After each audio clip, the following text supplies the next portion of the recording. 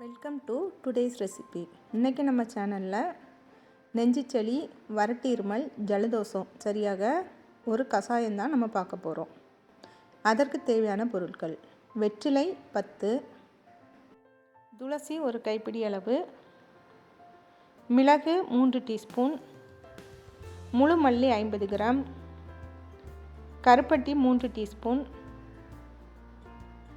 இஞ்சி 2 இன்ச் அளவு, உலர் திராட்சை 20லேருந்து 25 நம்பர். இப்போ ஒரு பாத்திரத்தை எடுத்துக்கிடுங்க. நம்ம எடுத்து வச்சுருக்கிற வெற்றிலையை சின்ன சின்னதாக கிள்ளி போடுங்க. துளசியை நம்மளுக்கு இலை, காம்பு எல்லாமே மருத்துவ குணம் கொண்டது தான். அதனால் இலை, காம்பு, பூவோடி நம்ம சேர்த்துடலாம். உலர் திராட்சை, கருப்பட்டி, இஞ்சி நல்லா தட்டி சேருங்க.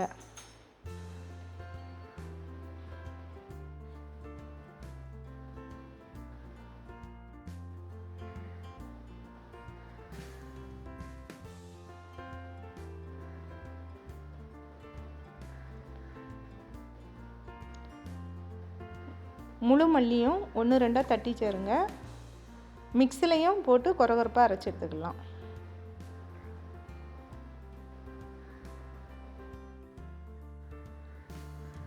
தட்டி சேர்க்கறதுனால கஷாயம் நல்ல லிக்விடாக இருக்கும்.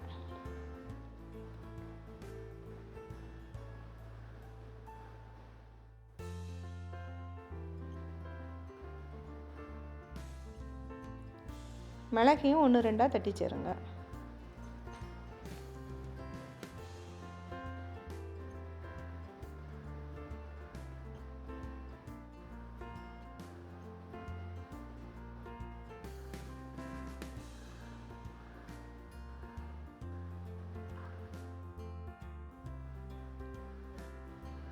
இப்போ பாத்திரத்தில் 1 லிட்டர் தண்ணி சேருங்க. 1 லிட்டர் தண்ணி 3ல் 1 பங்கு ஆகும் வரை நல்லா வற்ற வச்சு மூடி போட்டு ஆற வச்சுருங்க. நான் இப்போ சொல்லியிருக்கிற அளவுக்கு 1 லிட்டர் தண்ணி கரெக்டாக இருக்கும். கஷாயம் கொதிக்க வைக்கும்போது நல்லா மீடியம் ஃப்ளேமில் வச்சுக்கிடுங்க. கருப்பட்டிக்கு பதிலாக நாட்டு சர்க்கரை, அச்சு வெல்லம் எதுனாலும் சேர்த்துக்கலாம். சர்க்கரை நோயாளிகள் கருப்பட்டியை தவிர்த்துட்டு உலர் திராட்சை கொஞ்சம் அதிகமாக சேர்த்துக்கிடுங்க. வறட்டு இருமலுக்கு இது ஒரு நல்ல சிறந்த மருந்து. நாங்கள் சின்ன வயசுலேருந்தே இது எங்கள் பாட்டி எங்களுக்கு சொல்லி தந்தது தான்.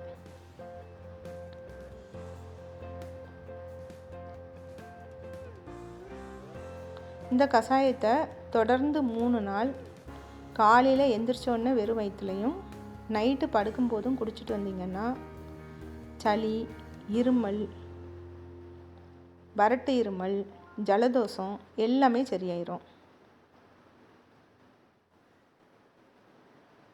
நல்லா இப்படி கொதிக்கும்போது அதனோட வாசனை ரொம்ப நல்லாயிருக்கும்.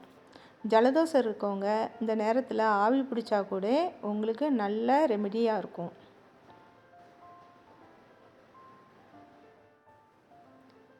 இதை சின்னவங்க முதல் பெரியவங்க வரை நம்ம கொடுக்கலாம்.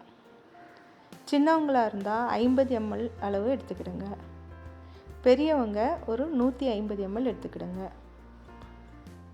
எப்போவுமே குடிக்கும்போது வெதுவெதுப்பான சூட்டோடி குடிங்க. அப்படின்னா தான் நம்மளுக்கு முழு எஃபெக்ட்டும் கிடைக்கும். நீங்களும் உங்கள் வீட்டில் இதை ட்ரை பண்ணுங்கள். பிடிச்சிருந்தா லைக் பண்ணுங்கள், ஷேர் பண்ணுங்கள், சப்ஸ்கிரைப் பண்ணுங்கள். நன்றி, வணக்கம்.